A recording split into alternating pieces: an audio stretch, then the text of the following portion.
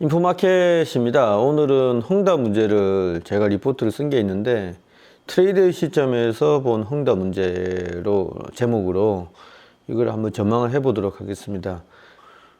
일단 사형 선고 내려진 것 같아요. 이제 중국 정부에서 더 이상 이제 대주주에 대해서는 신뢰를 하지 않는다. 대주주 교체를 염두에 두는 것 같은데 이 문제가 어떤 식으로 해결될지를 중국 내부의 의견을 국내에 있는 그 시각이 한국인의 입장에서 헝다 문제를 바라보는 데 대해서 저는 좀 불만을 가지고 있고요. 지나치게 추상화시켜서 보는 것 같고 구체적으로 중국민들이죠. 내부적으로 이제 시진핑 정부에 반대하신 분도 있고 찬성하신 분도 있을 텐데 비판적으로 이게 시각으로 글 쓰시는 그런 분들이 많거든요. 그런 분들의 글을 제가 취합해서 나름대로 재구성해 본 것입니다. 국내 어떤 그 애널리스트나 증권사 엔저에서 전망한 것보다는 훨씬 더 저는 뭐 사실에 근접하지 않나. 제목이 뭐냐면 헝다 파산 가능성을 둘러싼 7가지 질문이 되겠습니다. 헝다는 뭐 이제 유튜브나 뉴스에서 많이 보도가 되었고 중국 최대의 부동산 기업 중 하나죠. 축구팀도 운영을 했고 그러니까 물을 파는 그런 기업도 운영을 했고요. 전기차 사업도 했습니다. 그리고 지금은 이제 악명이 자자한데 투자라면 돈을 돌려주겠다 이런 뭐 금융투자 상품도 가지고 있었는데 지금 이게 환불이 안 돼요. 그래서 지금 뭐 중국 인민들의 불만이 상당합니다. 이 헝다 문제가 이제 수면 아래로 있다가 18일 새벽에 끝난 17일 미국 증시에서 나스닥 지수가 전일 대비 1.18% 하락했는데 모양이 그리 좋지 않아요. 오른쪽 네모 보이시죠? 건설 장비 업체 캐터필러도 1.89% 하락했는데 최근에 보면 이제 이 하락세가 중국 건설 경기 둔화에 대한 염려가 크게 작용한 것 같습니다. 캐터필러는 이제 중장비 세계 1위 업체이죠. 소제목으로 헝다 파산 가능성이 왜 갑자기 불거졌나 이랬는데 이거 지난해 9월부터 위기가 시작되었거든요. 지난해 9월에 중국 인터넷을 중심으로 헝다의 자체 구조조정 보고서가 이게 나왔다고 합니다. 그때 이제 이 보고서를 인용하면서 이제 언더그라운드에 있는 이제 지하 언론 같은 데서 뭐라고 썼냐면 나를 살려주지 않으면 죽어버리겠다. 이게 이제 헝다의 자체적인 구조조정 보고서를 조롱한 제목인데요. 그런 자극적인 제목이 이미 중국 인터넷을 도배했습니다. 이미 중국 네티즌들은 알고 있었다는 이야기고요. 작년 9월 이후에 헝다는 전국에서 부동산 상품 30% 할인 판매 행사도 벌였고요. 그 다음 채권 주식 전환을 통해서 1,400억 위안의 채무를 줄이는 데 성공했다고 발표했죠. 근데 이걸 뜯어보면 여기에 참여한 이 투자자들은 그 2021년 올해 내로 구조조정에 성공하지 못하면 헝다하고 헝다 회장 시자인에게 주식 판매를 요구할 수 있는 조건이 붙어 있었습니다. 그러니까 이게 뭐 눈 가리고 아웅하는 거고 주식 투자를 받은 게 아니죠. 일종의 대출을 받은 겁니다. 대출을 갚기 위해서 대출을 받은 거니까 윗돌 빼가 아랫돌 개우고 이런 거 있잖아요. 그런 식이었다고 합니다. 이제 2주 전에 이 회사 재무제표가 발표됐는데 지난해 말 기준으로 헝다 총 부채가 2조 위안이죠. 1조 9,670억 위안으로 밝혀졌어요. 그래서 155개 은행이 관련돼 있고 하루 이자만 3억 위안입니다. 우리나라 돈으로 하루에 내는 이자가 540억이죠. 현재 헝다는 현금이 860억 위안밖에 없거든요. 그리고 전국 223개 도시에서 778개 프로젝트를 진행 중이었고 현재 모든 프로젝트가 중단 상태입니다. 고소 고발 분쟁 건수만 1만 건이라 하거든요. 이게 이제 이런 문제가 발생한 게 중국 정부가 이제 지난해부터 부실 부동산 기업들한테 3가지 레드라인을 제시했죠. 모든 부동산 기업들한테 3가지 레드라인을 제시했습니다. 첫째가 자산 부채율이 70% 이하일 것, 순부채율이 100% 이하일 것, 현금 단기 채권 100% 이하가 돼야 할 것. 헝다는 이 3가지 모두 걸려서 이른바 홍색 기업으로 분류됐습니다. 3가지 이제 레드라인에 걸리면 은행 대출을 아예 못 받습니다. 2가지 레드라인에 걸리면 오렌지 기업으로 분류되고 연간 부채 증가 속도가 매년 5%를 초과할 수 없습니다. 1가지 레드라인에 걸리는 경우 항색 기업으로 분류되고 부채 증가 속도가 매년 10%를 초과할 수 없거든요. 단 하나도 걸리지 않은 기업을 녹색 기업이라 하는데 다만 녹색 기업이라 할지라도 은행 대출 규모의 증가율이 매년 15%를 초과할 수 없습니다. 현재 중국에는 이제 15개 상위 부동산 기업이 있는데 10개는 최소 1개의 레드라인에 걸려있다 하거든요. 이들 기업의 부채 비율이 50에서 150%입니다. 5개 기업은 레드라인에 하나도 걸리지 않았고 부채 비율이 30에서 60%로 비교적 건실합니다. 이 제가 쓴 글에는 없는데 제가 좀 더 알아보니까 이제 아까 말했던 녹색 기업은 더 상황이 좋아졌다 그래요. 판매가 더 늘어나고 이 회사의 매출이 급증하고 있다고 합니다. 그러니까 오렌지 기업이나 홍색 기업, 이런 뭐 항색 기업들은 완전히 판매가 급감했다 그러거든요. 그러니까 이게 이제 분익분 부익부 현상을 더 심화시키는 중국 정부의 정책이 되겠습니다. 이게 문제는 이제 헝다 파산 신청으로 하고 이 보유 또는 담보 부동산이 모두 처분되면 중국 부동산의 시장에 가격 붕괴가 일어난다는 거죠. 이렇게 되면 모든 부동산 기업의 부채 비율이 급등하게 되어서 상위 15개 기업도 안심할 수 없다는 겁니다. 아까 말했던 뭐 항색 기업이나 녹색 기업이라 하더라도 부채 비율이 갑자기 치솟아서 중국 당국이 정해놓은 레드라인을 밟아버리게 된다는 거죠. 한마디로 헝다가 연쇄 폭발을 불러일으키는 촉발점이라고 하는 겁니다. 지금 이제 중국 네티즌들, 중국 경제 전문가들이 보는 5가지 이제 시나리오가 뭐냐면, 첫째가 국유 기업이 직접 인수하는 겁니다. 정부가 인수하는 거는 문제가 없이 해결할 수가 있는 건데, 문제는 헝다가 벌였던 기존의 사업 방식을 인정하는 게 되어서, 만약에 이제 이거 인수하게 되면 서로 다른 정치 파벌에 지원을 등에 업고 있는 수백 개의 부동산 기업들도 동일한 요구를 해올 거라는 거죠. 중국 정부도 골치가 아플 수 있다. 두 번째는 민간 기업과 국유 자본이 합작으로 인수하는 거다. 이 방법도 첫 번째 단점이 고스란히 불거지는 겁니다. 첫 번째하고 둘째는 결과적으로 시자인 회장을 목을 치는 거예요. 그러니까 뭐 이 시자인 회장이 가지고 있는 지분율이 뭐 70%가 넘는다는 얘기가 있는데 이 지분을 전부 소각하는 겁니다. 그래서 회장에서 쫓아내고 대주주 지위도 박탈한 다음에 새 돈을 넣는다는 거거든요. 둘째는 헝다 사나 다른 프로젝트를 분할 매각한다는 건데, 그런데 이 방법이 가능했다면 헝다가 진작했을 거라는 거죠. 또한 가격을 낮추어서 매각하게 된다면 가격 붕괴로 다른 기업들도 위험해질 수 있습니다. 넷째가 이제 정부가 협력해서 채권의 주식 전환을 유도하고 잔존 채권의 만기를 연장하는 것입니다. 다섯째는 아무것도 안 하는 건데요. 이게 진짜 위험한 건데, 시장에 맡기는 거죠, 한마디로. 지난 과거 2014년에 2000개의 부동산 기업이 이런 식으로 파산 처리됐다고 합니다. 2019년에도 525개의 부동산 기업들이 파산 처리됐는데, 파장은 2019년이 2014년보다 컸다고 합니다. 헝다가 무너지게 되면 어떤 파장이 있냐? 아까 말했던 다섯째, 아무것도 하지 않아서 파산 처리가 된다는 거죠. 이게 무너지면 100만 건축, 노동자 실업급여가 사회 문제가 되겠죠. 그리고 공급업체들, 그러니까 부동산 기업이니까 건설 자재들을 댄 공급업체들은 대금을 받지 못해서 파산하게 됩니다. 주택 피분양자, 상품을 구입한 사람들은 권리를 지키기 위해서 나설 것으로 보이고요. 이제 상품에 투자한 사람들은 내부 거래를 문제 삼아서 고소할 것이고, 수백 개의 은행은 버블이 낀 담보자산을 헐값에 처분하면서 불량 대출을 따게 되겠죠. 이게 중국 금융위기의 도화선이 된다는 데는 이견이 없어 보입니다. 그리고 가장 큰 문제는 위에서 언급한 대로 모든 기업들이 레드라인을 넘으면서 모든 부동산 기업의 이른바 헝다화가 진행됩니다. 2018년 전국 공산국의 통계에 따르면 97,000개 부동산 기업이 존재하거든요. 근데 이미 작년 초에 어떤 중국 매체가 앞으로 오직 50개 정도의 부동산 개발 업체만 필요할 것이라고 보도했습니다. 그래서 2014년에 2000개의 업체가 파산한 것처럼 중소부동산 업체는 도미노 파산을 맞이하게 될지도 모른다. 이런 관측이 나오고 있고요.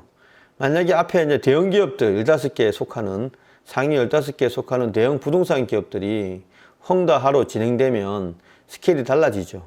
부동산 시장이 개별적으로 거품 붕괴가 이어지고 실물 경기는 물론이고 금융 시스템이 무너지게 됩니다. 현재 부동산 기업의 판매 랭킹 3강이 빅구이 위안, 왕커, 헝다거든요.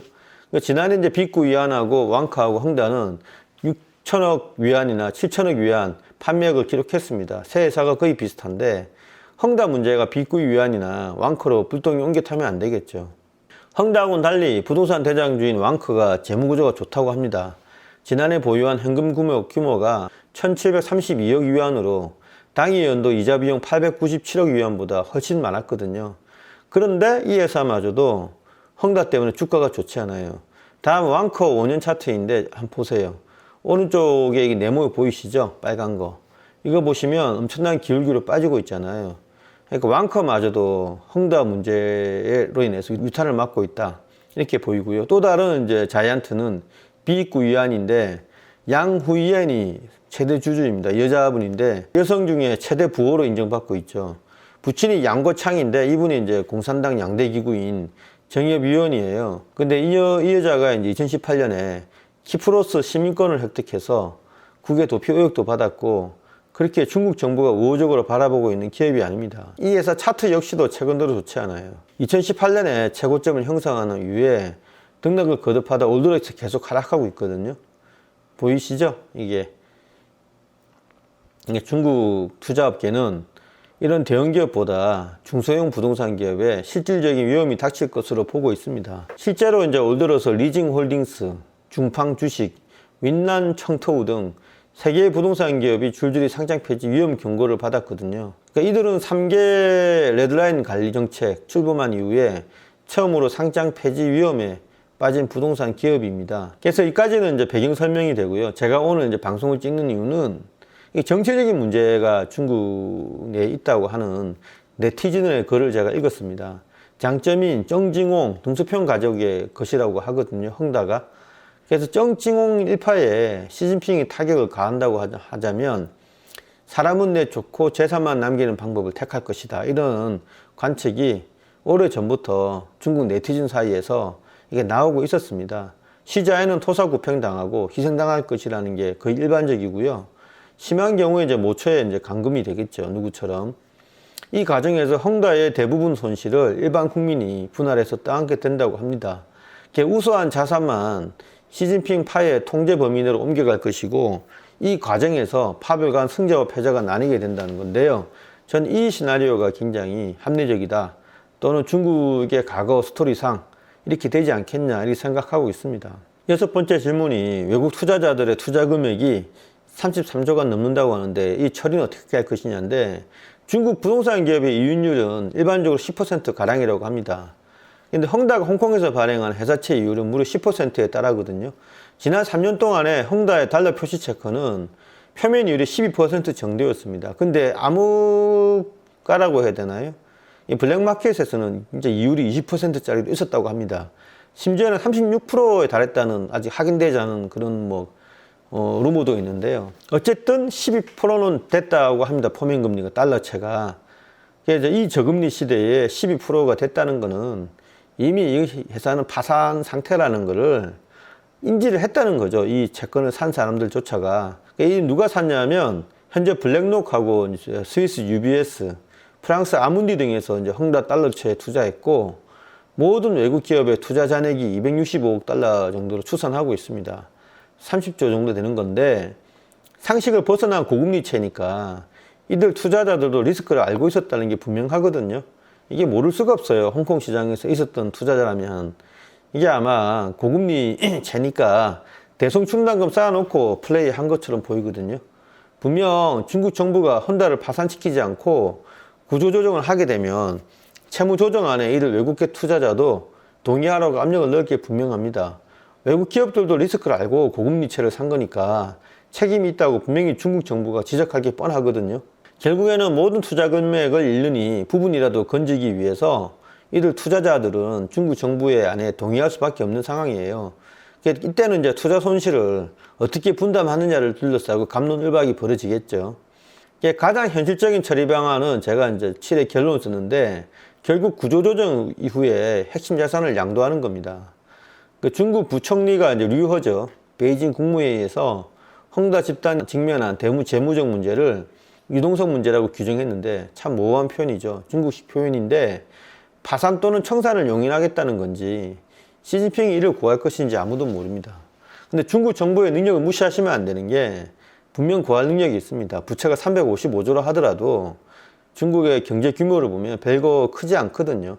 과거에 시진핑 계열 부동산 회사는 부채 비율이 1000%가 넘어도 중국 정부가 구한 적이 있습니다. 100% 정부가 인수한다면 과거의 사례대로 소리 소문 없이 문제가 해결됩니다. 정치적인 책임을 지우려 한다면 우량 자산만 분리시켜서 장점인 일가, 덩샤오핑 일가, 정증웅 일가의 영향을 제거하려 하겠죠.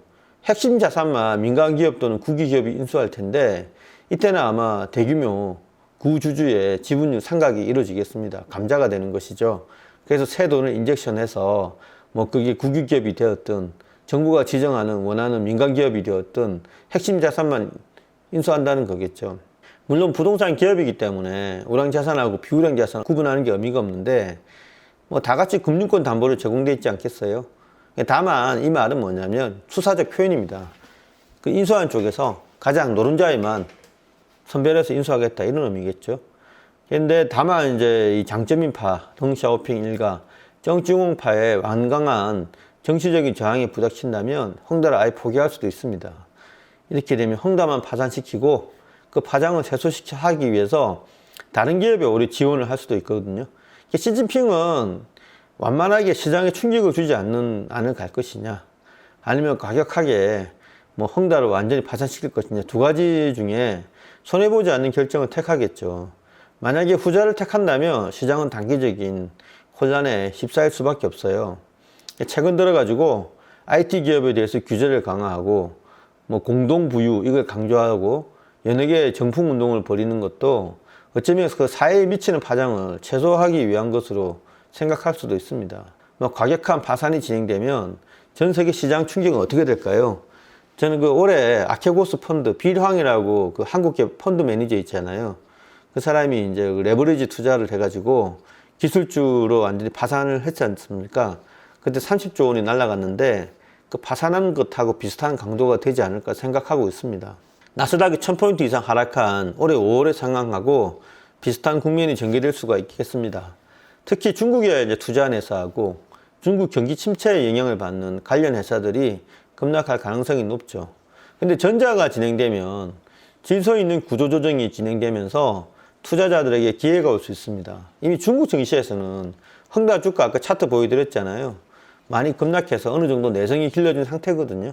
다음 주 초 이제 중국 시장이 열리는데 미국 시장 하락에 거꾸로 영향을 받을지 별다른 파장이 없을지. 아래 네모 차트가 이제 여기 보시면 그 B시장, 심천 B시장 일봉 차트입니다. 지난주 이제 시장이 그리 안 좋았죠. 급락세가 보이는데 그렇다고 완전히 망가진 건 아니에요. 심천 A 시장도 마찬가지거든요. 좀 더 지켜보자는 심리가 강한데 심천 A 시장은 좀 변동성이 뭐 엄청나죠. 쫙 빠졌다가 쭉 반등했다가 계속 이게 진폭이 이제 크잖아요. 아직 시장이 안정을 찾지 못했다는 방증이고, 한마디로 중국인들은 이게 정치적인 싸움으로 보고 있고요. 또 이게 이제 과거에 보면은 우리나라 비슷한 사례가 있었잖아요. 국채그룹인가 이런 그런 것도 있었고, 어떻게든 중국 정부가 파장을 최소화하기 위해서 노력하지 않을까라는 게 중국 인민들의 생각인데, 좀 더 보면은 그 왕커라든가 이런 것들은 괜찮습니다. 재무구조도 헝다하고는 비교할 수 없이 좋고 주가는 급락하고 있지만 충분히 버틸 수가 있거든요. 중국 정부가 무차별적으로 모두 파산시킨다 이렇게 보는 공포심리는 맞지 않는 것 같습니다. 아케고스 정도의 최악의 경우에 그 정도라서 크게 뭐 시장에 대해서 과거 작년에 3월달처럼 뭐 주가 지수가 몇십 %가 빠진다든지 국제 금융시장이 완전히 붕괴된다든지 이런 상황은 없을 것 같아요. 헝다 문제에 대해서 누구보다도 잘 아시는 분들은 한국 사람들이 아니에요. 중국 내지에 있는 뭐 시정부에 반대하는 또는 시정부에 찬성하는 시니컬하는 그런 칼럼니스트, 언론 기자들, 그 다음에 이제 경제 전문가들이거든요. 이런 글들을 국내에 소개하는 사이트가 거의 없기 때문에 인포마켓에서 이런 외국인들도 앞으로는 글을 쓸 수 있으면 좋겠다는 생각을 해봅니다. 일본 중국 시장의 속보를 인포마켓을 통해서 알려드리겠습니다. 부디 큰 영향이 없어서 추석 연휴가 끝난 다음에 원래대로 시장이 상승세를 찾았으면 좋겠습니다. 예, 감사합니다.